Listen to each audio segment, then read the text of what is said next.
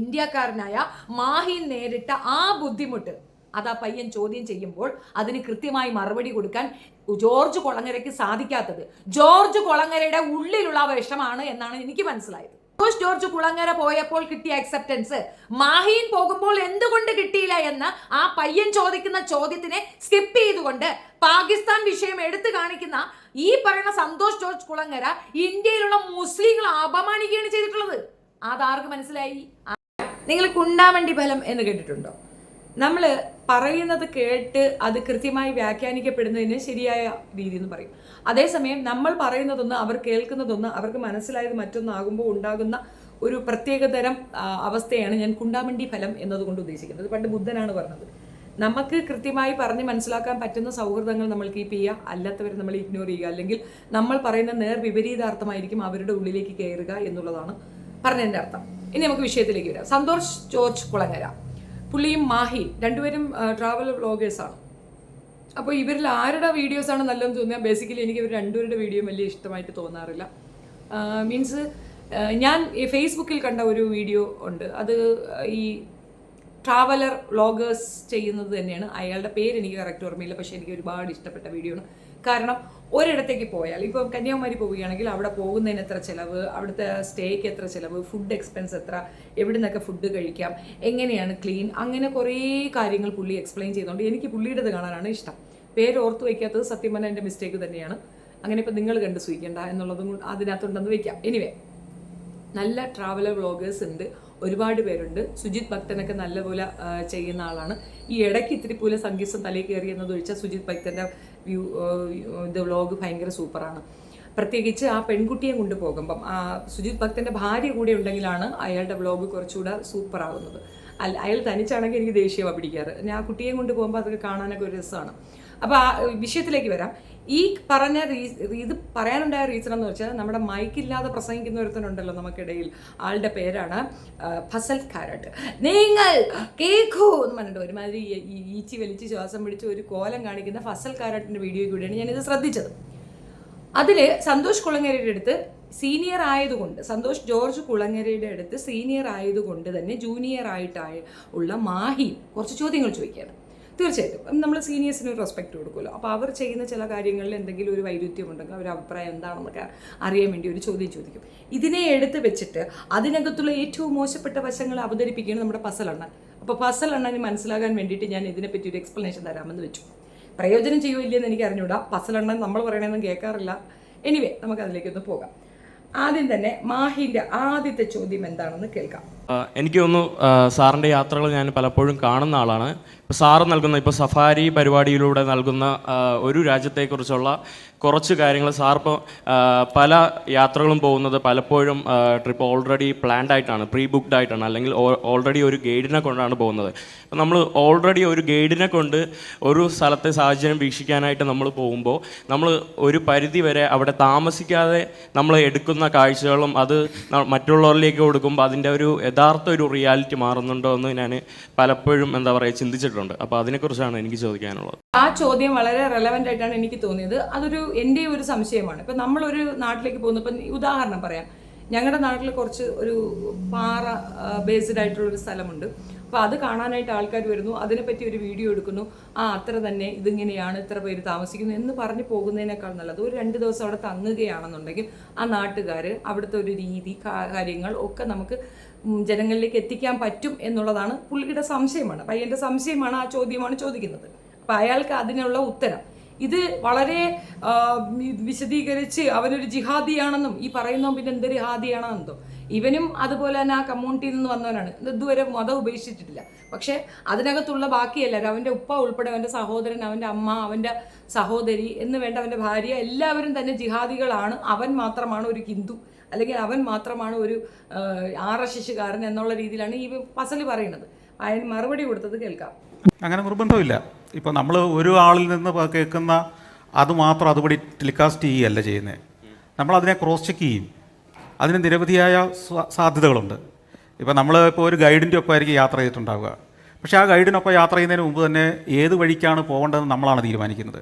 എന്തൊക്കെ കാഴ്ചകളിലേക്കാണ് പോകേണ്ടതെന്ന് നമ്മളാണ് തീരുമാനിക്കുന്നത്. അവിടെ എത്തിക്കുന്ന ഒരു വണ്ടി ഡ്രൈവറുടെ ജോലിയും അവിടെ ആളുകളുമായിട്ട് നാട്ടുകാരുമായിട്ട് സംസാരിക്കുമ്പോൾ അത് ട്രാൻസ്ലേറ്റ് ചെയ്യുന്ന ഒരാളുടെ ജോലി മാത്രമാണ് ഞാൻ പലപ്പോഴും ഈ ഗൈഡുകൾ എന്ന് പറഞ്ഞ ആളെ ഏൽപ്പിക്കുന്നത്. അല്ലാതെ എനിക്ക് ഗൈഡുകൾ ഉണ്ടാവാറില്ല.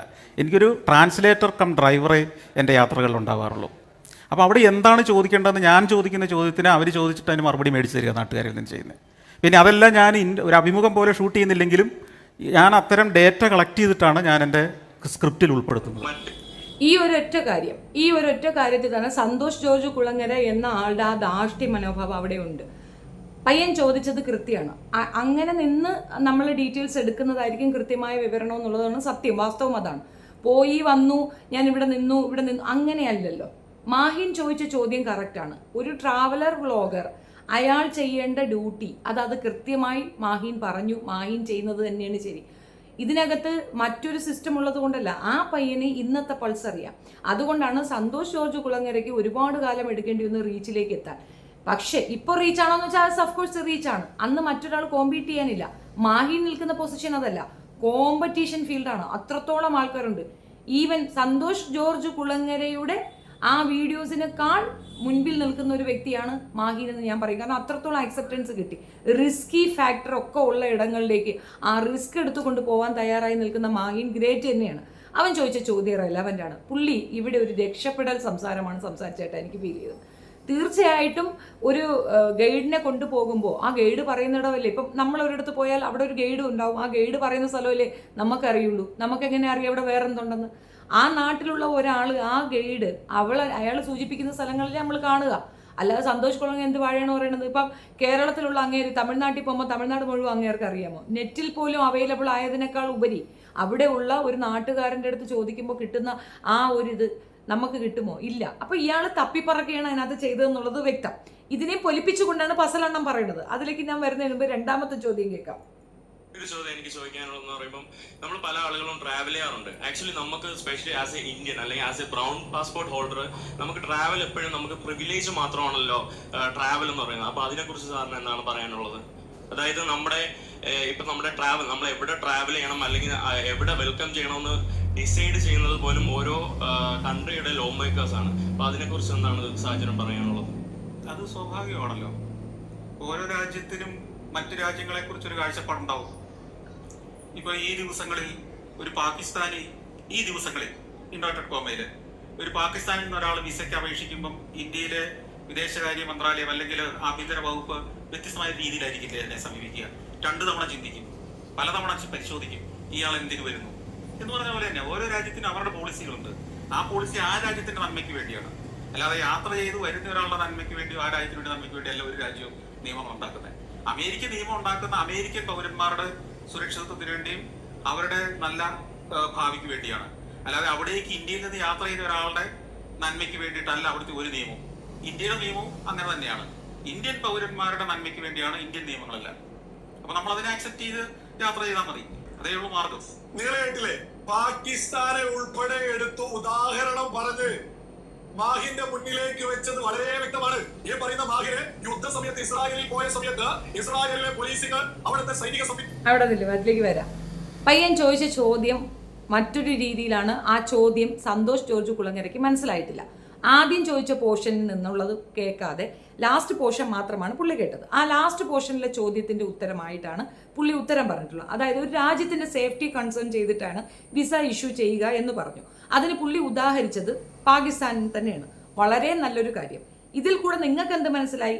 ജോർജ് കുളങ്ങരയുടെ ഉള്ളിലുള്ള ആ തീവിഷമാണ് നിങ്ങൾ വന്നത്. എക്സ്പ്ലനേഷൻ കൊടുക്കാൻ പറ്റിയ ഒരു സാഹചര്യമാണെന്നും അതിൽ കൂടെ പാകിസ്ഥാനെ എടുത്തു വെച്ച് പറയുമ്പോൾ മാഹിനെ ഒന്ന് അടിക്കാമെന്നും ഒന്ന് ഇരുത്താമെന്നുമുള്ള അയാളുടെ ഉള്ളിലുള്ള ആ വൃത്തികേടാണ് അവിടെ വെളിപ്പെട്ടത്. വാസ്തവത്തിൽ എന്താണ് പയ്യൻ ചോദിച്ചത്? നമ്മളുടെ പാസ്പോർട്ട് ഉപയോഗിച്ച് നമുക്ക് എവിടെയൊക്കെ പോകാമെന്നൊരു ഇതുണ്ട്. ആ ഒരു വിഷയമാണ് ചോദിച്ചിട്ടുള്ളത്. നമ്മുടെ പാസ്പോർട്ടിനുള്ള വാലിഡിറ്റി അല്ലെങ്കിൽ നമ്മുടെ പാസ്പോർട്ടിന്റെ പ്രിവിലേജ് ആണ് ആ പയ്യൻ ചോദിച്ചത്. അത് മനസ്സിലാക്കാതെയാണ് ഇയാൾ കിടന്നുകൊണ്ട് കണാപുണ പറഞ്ഞിട്ടുള്ളത്. അപ്പോൾ അതിന്റെ ആദ്യ ചോദ്യത്തിന്റെ ഉത്തരം അയാൾ സ്കിപ്പ് ചെയ്തിട്ട് ലാസ്റ്റ് പോർഷന്റെ ഉത്തരം മാത്രമാണ് അയാൾ പറഞ്ഞിട്ടുള്ളത്. ആദ്യത്തെ ചോദ്യത്തിന്റെ ഉത്തരം ഇതാണ്. ഇപ്പം ഞാനൊരു ഇൻഡെക്സ് എടുത്ത് ചെക്ക് ചെയ്തു. 2025 ഒരു ഹെൻലി പാസ്പോർട്ട് ഇൻഡെക്സ്. അതിൽ ഞാൻ ചെക്ക് ചെയ്തപ്പോഴത്തേക്ക് എനിക്ക് കിട്ടിയ ഒരു ഡീറ്റെയിലിൽ 85th റാങ്കിങ്ങിലാണ് ഇന്ത്യൻ പാസ്പോർട്ട് ഉള്ളത്. ഇത് വെച്ചിട്ട്, അതായത് this ranking is based on the number of destinations Indian passport holders can access without A prior visa. ഇന്ത്യയിലെ ആൾക്കാർക്ക്, ഇന്ത്യൻ നാഷണാലിറ്റികൾക്ക് പ്രിയോർ വിസ ഇല്ലാതെ ആക്സസ് ഉള്ള എത്ര രാജ്യങ്ങൾ, ഏതൊക്കെ രാജ്യങ്ങൾ, അതിൻ്റെ റാങ്കിങ് ബേസാണ് ആ പറഞ്ഞത്. 85 ആണ് ആ റാങ്കിങ്. അങ്ങനെ ഈ പാസ്പോർട്ട് വെച്ചിട്ട് ഇന്ത്യൻസിന് ട്രാവൽ ചെയ്യാൻ, അതായത് free can travel visa free to 57 destination, 57 രാജ്യങ്ങളിലേക്ക് നമുക്ക് പോകാം. 57 സ്ഥലങ്ങളിലേക്ക് നമ്മുടെ പാസ്പോർട്ട് വെച്ചുകൊണ്ട് ഫ്രീ ആയിട്ട് പോകാൻ പറ്റും എന്നുള്ള ഒരു കാര്യമാണ്. അപ്പം ആ ഒരു കാര്യം വളരെ വലിയൊരു ഓപ്പൺ ടോക്കിന് വഴി തുറക്കുന്ന ഒരു ടോപ്പിക്കാണ്. അത് അയാൾ സ്കിപ്പ് ചെയ്തിട്ട് പാകിസ്ഥാനിലേക്ക് വെച്ച് പിടിച്ചതാണ്. അത് ഈ പോങ്ങന് മനസ്സിലായിട്ടില്ല. അതുകൊണ്ടാണ് ഈ പോങ്ങൻ ഞാൻ അന്ന് താളം ചവിട്ടുന്നത്. വിഷയം എത്രയേ ഉള്ളൂ, നമ്മളുടെ വാലിഡിറ്റി, അതായത് ഇപ്പം ഒരു ഇന്ത്യൻ നാഷണൽ വന്നാൽ അവരെ വെൽക്കം ചെയ്യേണ്ട രീതി, അത് ഡിപ്പെൻഡ്സ് ഓൺ നമ്മളുടെ നയതന്ത്ര ബന്ധങ്ങൾ, നമ്മളുടെ ആ കേപ്പബിലിറ്റി, ഇന്ത്യ എന്ന എന്ന രാജ്യത്തെ പൗരന് കൊടുക്കേണ്ട പ്രിവിലേജ്, അതാണ് അവൻ അവിടെ സൂചിപ്പിച്ചത്. അത് ഇയാൾക്ക് മനസ്സിലായിട്ടില്ല. വാസ്തവത്തിൽ ഇപ്പം ഞാനൊരു എക്സാമ്പിൾ പറയാം. ഞാൻ മുൻപ് ദുബായിലുണ്ടായിരുന്ന സമയത്ത് അവിടെ അമേരിക്കൻ പ്രസിഡന്റ് വിസിറ്റ് ചെയ്യുന്നുണ്ടായിരുന്നു. 3 ദിവസത്തേക്ക് ഫുൾ ലീവ് കൊടുത്തു. ഒരു കട പോലും തുറക്കാൻ പാടില്ല, ഈ കാക്ക പോലും പറക്കാൻ പാടില്ല എന്നുള്ള രീതിയിൽ ഒരു ഇതങ്ങ് ഇട്ടു. കാരണം എന്തെന്നറിയാമോ, എയർപോർട്ടിൽ നിന്ന് ഈ കൊട്ടാരത്തിലേക്ക് വരുമ്പോൾ ഓർത്തോണം ഏറ്റവും ബെസ്റ്റ് പോലീസിംഗ് ആണ് ദുബായ് പോലീസ്. അവർക്കത് ഭയങ്കരമായിട്ട് ഇത് ചെയ്യാൻ പറ്റും. പക്ഷെ തട്ടിത്തവരെങ്കിലും എന്തെങ്കിലും ഒരു മിസ്റ്റേക്ക് വരാൻ പാടില്ല എന്നുള്ളത് കൊണ്ട്, ആ രാജ്യത്തെ പ്രധാനമന്ത്രിയാണ് വരുന്നത് എന്നുള്ളത് കൊണ്ടും അയാൾക്ക് കൊടുക്കാവുന്നതിൻ്റെ മാക്സിമം പ്രിവിലേജ് അവിടെ കൊടുത്തിട്ടുണ്ടായിരുന്നു. അതാണ് റെസ്പെക്റ്റ് എന്ന് പറയുന്നത്. നമ്മൾ ഇന്ത്യൻസിന് കിട്ടുന്ന ഒരു റെസ്പെക്റ്റ് ആണ് അത് പുള്ളി അതുകൊണ്ട് ഉദ്ദേശിച്ചത്. ഇതിനാണ് ഞാൻ മുൻപൊരു വീഡിയോ ഞാൻ ഇവിടെ ചേർത്തത്. ആ വീഡിയോ ഞാൻ ഇവിടെ വീണ്ടും റിപ്പീറ്റഡ്ലി ചേർക്കുകയാണ്, നിങ്ങൾ കണ്ടു നോക്കുക. ഈ പെൺകുട്ടിയുടെ മുഖത്തേക്ക് വെള്ളം ഒഴിച്ചു കൊടുക്കുകയാണ് അയാൾ. കാരണം എന്താണ്, അവർ ക്രിസ്ത്യനാണ്, ഇന്ത്യനാണ്. നിങ്ങൾ ഇന്ത്യനാണ്, ഇവിടെ നിൽക്കണ്ട എന്നാണ് ഇയാൾ പറയുന്നത്. റിപ്പീറ്റഡ്ലി അത് പറഞ്ഞു കൊടുക്കുകയാണ്, നീ ഇവിടെ നിൽക്കണ്ട, നീ പോ ഇന്ത്യയിലേക്ക്, നീ ഇവിടെ നിൽക്കണ്ട എന്നാണ്. ഇസ്രായേൽ എന്ന രാജ്യം ഇന്ത്യൻസിന് കൊടുക്കുന്ന ഒരു അവിടുത്തെ സിറ്റിസൺസ് കൊടുക്കുന്ന ഒരു അക്സെപ്റ്റൻസ് ആണ് നിങ്ങൾ കണ്ടത്. അതേപോലെ മാഹീൻ ഇസ്രായേലിലേക്ക് പോയ കാര്യവും അവിടെ അക്സെപ്റ്റ് ചെയ്തു എന്ന കാര്യവുമാണ് ഇയാൾ പറയുന്നത്, ഫസൽ കാരാട്ട് പറയുന്നത്. ഇത് ഉള്ളിൽ വെച്ചുകൊണ്ട് തന്നെയാണ് മാഹീൻ ആ ചോദ്യം ചോദിച്ചിരിക്കുന്നത്. ഇസ്രായേലിൽ ചെന്നപ്പോൾ മാഹീൻ നേരിട്ട ബുദ്ധിമുട്ട് മാഹീൻ വിഷ്വലാക്കി നമുക്ക് കാണിച്ചു തന്നിരുന്നു. എന്തിനങ്ങനെ ഇൻസൾട്ട് ചെയ്യപ്പെടണം? ഇന്ത്യൻ നാഷനായ മാഹീനെ അങ്ങനെ ഇൻസൾട്ട് ചെയ്യാൻ ഇസ്രായേലിന് എങ്ങനെ ധൈര്യം വന്നു എന്നതാണ് ചോദ്യം. ഇതേ ഇൻസൾട്ട് അമേരിക്ക ചെയ്തിട്ടുണ്ട്, നമ്മളുടെ APJ അബ്ദുൽ കലാമിനെ ചെയ്തിട്ടുണ്ട്, ഷാരൂഖ് ഖാനെ ചെയ്തിട്ടുണ്ട്. എന്തിന്? അവരുടെ മതത്തിന്റെ അടിസ്ഥാനത്തിൽ. അത് ചോദ്യം ചെയ്യേണ്ടത് ആരാണ്? ഇന്ത്യക്കാരാണ്. ഇന്ത്യ ഭരണാധികാരികളാണ്. നമ്മുടെ പൗരനാണ് അവിടെ പോണത്, അവന്റെ കാസ്റ്റ് അല്ല. ഇന്ത്യയുടെ ഭരണഘടനയിൽ വ്യക്തമായി പറഞ്ഞിരിക്കുന്നുണ്ട്, ജാതി മത ഭേദമന്യേ നമ്മൾ ഇന്ത്യൻസ് ആണ്. Basically the first. പലരും മൈക്ക് കൊണ്ടൊന്ന് ചോദിക്കുന്നത് കേട്ടിട്ടില്ലേ, രാജ്യമാണോ വലുത്, മതമാണോ വലുത്? ഏതെങ്കിലും ഒരാൾ മതമെന്ന് പറയണേ അടിച്ചു പൊട്ടിക്കും, ഇവന്മാരെ തന്നെ പൊട്ടിക്കും. അപ്പൊ എന്തുകൊണ്ട് രാജ്യമാണ് വലുതെന്ന് പറയുന്നു? രാജ്യം നമ്മളെ പ്രൊട്ടക്ട് ചെയ്യും എന്നുള്ളത് കൊണ്ടാണ്. നമുക്ക് പ്രിവിലേജ് കൂടുതൽ ഏതിലാണ്? രാജ്യത്ത് ഉണ്ടെന്ന് ഉള്ളതിനാണ്. അപ്പൊ ആ രാജ്യം നമ്മളെ പ്രൊട്ടക്ട് ചെയ്തിട്ടുണ്ടോ ഇല്ലയോ എന്നുള്ളതിന്റെ തെളിവാണ് മാഹീൻ അവിടെ മുന്നോട്ട് വയ്ക്കുന്നത്. സന്തോഷ് ജോർജ് കുളങ്ങര പോയപ്പോൾ കിട്ടിയ അക്സെപ്റ്റൻസ് മാഹീൻ പോകുമ്പോൾ എന്തുകൊണ്ട് കിട്ടിയില്ല എന്ന് ആ പയ്യൻ ചോദിക്കുന്ന ചോദ്യത്തിനെ സ്കിപ്പ് ചെയ്തുകൊണ്ട് പാകിസ്ഥാൻ വിഷയം എടുത്തു കാണിക്കുന്ന ഈ പറയുന്ന സന്തോഷ് ജോർജ് കുളങ്ങര ഇന്ത്യയിലുള്ള മുസ്ലിങ്ങളെ അപമാനിക്കുകയാണ് ചെയ്തിട്ടുള്ളത്. അതാർക്ക് മനസ്സിലായി? ആർക്കും മനസ്സിലാകുന്നില്ല. എന്നിട്ട് അതിനെ എടുത്ത് തട്ടിപ്പൊത്തി നേരെ മാഹിന്റെ ഉച്ചിയിലേക്ക് കുത്തിക്കേറുകയാണ് ഈ ഫസൽ കാരാട്ട്. ഇവന്റെ ഉള്ളിലുള്ള, ഫസലിന്റെ ഉള്ളിലുള്ള അല്ല, നമുക്കറിയാം തീട്ടോണെന്ന്, പക്ഷെ മറ്റവന്റെ ഉള്ളിലുള്ള ആ വൃത്തികേടാണ് അവിടെ റിവീലായത്. ഓർത്തു നോക്കുക, ആ പയ്യൻ ചോദിച്ച ചോദ്യം കൃത്യമാണ്. എത്ര രാജ്യത്തേക്ക് നമുക്ക് പോകാൻ പറ്റും ഫ്രീ വിസയിൽ? നമ്മുടെ പാസ്പോർട്ടിനുള്ള വാലിഡിറ്റി, അതിന്റെ പ്രിവിലേജ് നിങ്ങൾ എന്തൊക്കെ അനുഭവിച്ചു എന്ന് പറയാനാണ് പറയുന്നത്. അപ്പൊ പറയുന്നു ആ രാജ്യത്ത് ചില ഇതുണ്ടായിരിക്കുന്നു. ആ രാജ്യത്ത് ചില ഇതുണ്ടെങ്കിൽ പാലസ്തീനിൽ നിന്ന് വരുന്ന മുസ്ലിങ്ങൾ അവർക്ക് വിലക്കാം. അവരുടെ ശത്രു രാജ്യമായ ഇറാനിൽ നിന്നോ മറ്റ് അറബിക് രാജ്യങ്ങളിൽ നിന്നോ വരുന്ന ആളുകളെ അവർക്ക് വിലക്കാം, ക്രോസ് ചെക്ക് ചെയ്യാം. ഇന്ത്യ അവരുടെ സ്വന്തം രാജ്യമാണെന്നാണ് അവർ പറയുന്നത്. ഇന്ത്യയാണെന്ന് പറയുന്നത് അവരല്ല. പക്ഷേ ഇന്ത്യക്കാരനായ മാഹീൻ നേരിട്ട ആ ബുദ്ധിമുട്ട് അത് ആ പയ്യൻ ചോദ്യം ചെയ്യുമ്പോൾ അതിന് കൃത്യമായി മറുപടി കൊടുക്കാൻ ജോർജ് കുളങ്ങരയ്ക്ക് സാധിക്കാത്തത് ജോർജ് കുളങ്ങരയുടെ ഉള്ളിലുള്ള വിഷമാണ് എന്നാണ് എനിക്ക് മനസ്സിലായത്. ഇനി ഈ വിഷയം മനസ്സിലാക്കിയ മണ്ടൂസ്, ആ മണുഗുണാഞ്ചൻ പറയുന്നത് കൂടെ കേൾക്കാം.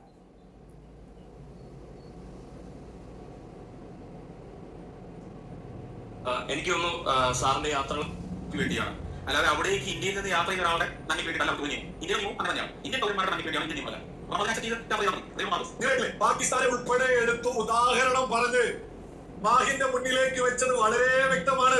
ഈ പറയുന്ന മാഹിന് യുദ്ധ സമയത്ത് ഇസ്രായേലിൽ പോയ സമയത്ത് ഇസ്രായേലിലെ പോലീസിങ്, അവിടുത്തെ സൈനിക സംവിധാനങ്ങള് എയർപോർട്ടിൽ എന്നെ ഒരുപാട് സമയം ഇരുത്തിപ്പിടിച്ചു എന്നൊക്കെ പറഞ്ഞ് കരഞ്ഞുകൊണ്ട് ഇസ്രായേലിനെതിരേക്ക് രംഗത്തെത്തിയിരുന്നു. ഇസ്രായേലിലെത്തിയിട്ട് ഇസ്രായേലിനെതിരെ ഒരു യുദ്ധ സമയത്ത് പോലും ഒരു ട്രാവലറെ സ്വീകരിച്ച ഇസ്രായേലിന്റെ മഹത്വം പറയുന്നതിന് പകരമായിട്ട് ഇസ്രായേലിനെതിരെ പറഞ്ഞ് രംഗത്തെത്തിയിരുന്നു. അത് ഉൾപ്പെടെ മനസ്സിലാക്കിയ സന്തോഷ് ജോർജ് കുളങ്ങര വ്യക്തമായിട്ടുള്ള ഒരു മറുപടിയാണ് കൊടുത്തത്. ഓരോ രാജ്യത്തിനും അവരുടേതായ നിയമങ്ങളുണ്ട്.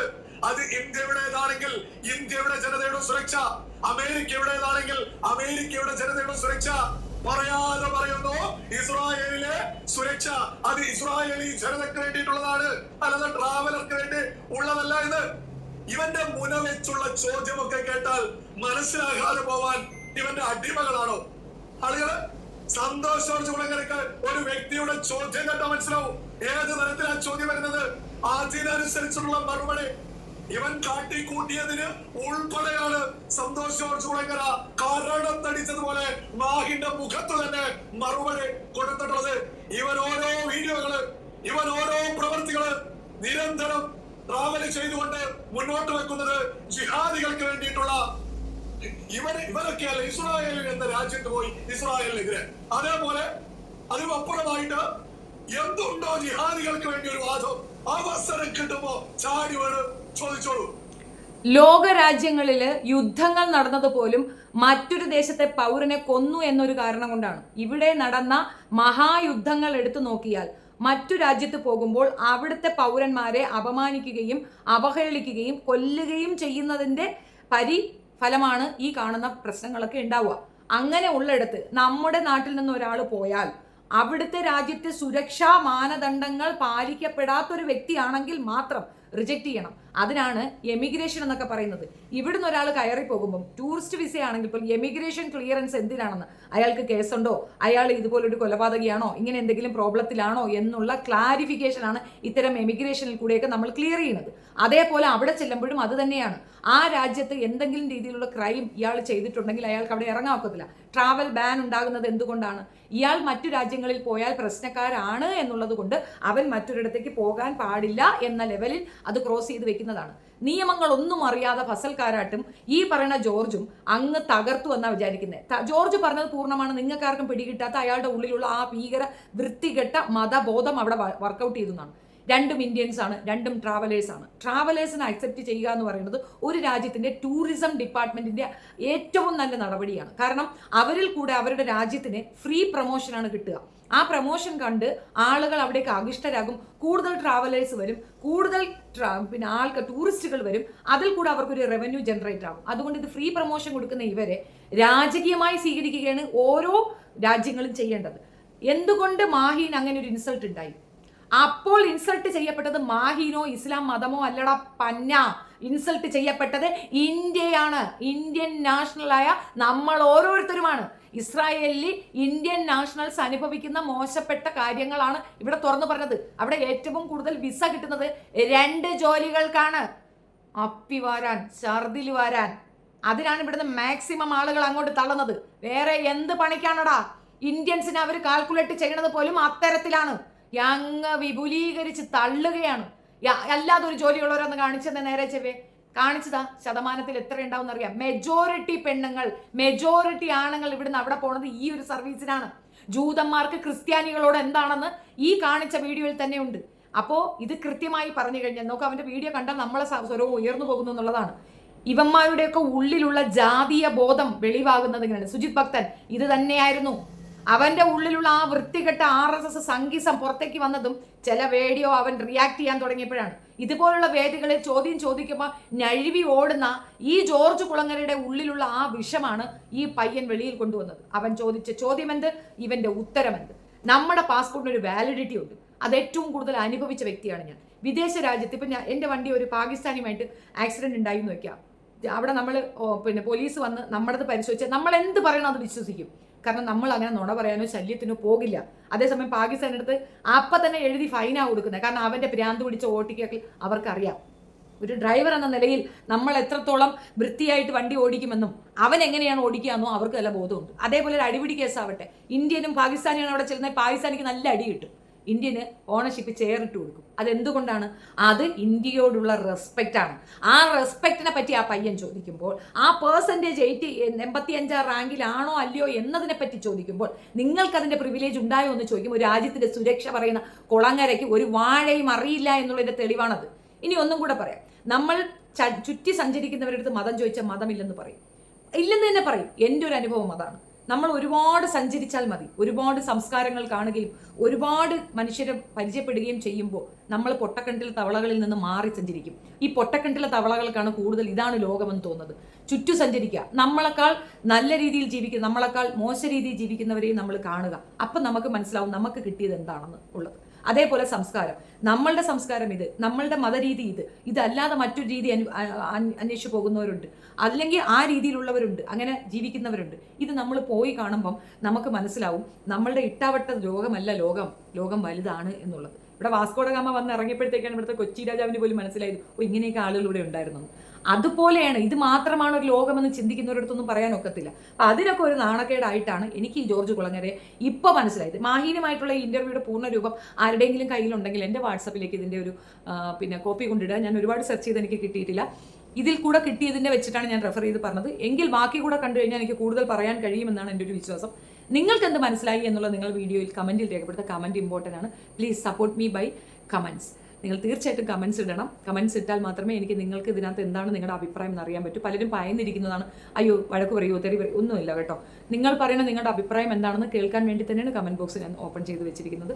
വീഡിയോ ഇഷ്ടപ്പെടുകയാണെങ്കിൽ ഷെയർ ചെയ്ത് കൊടുക്കണം. Thank you so much.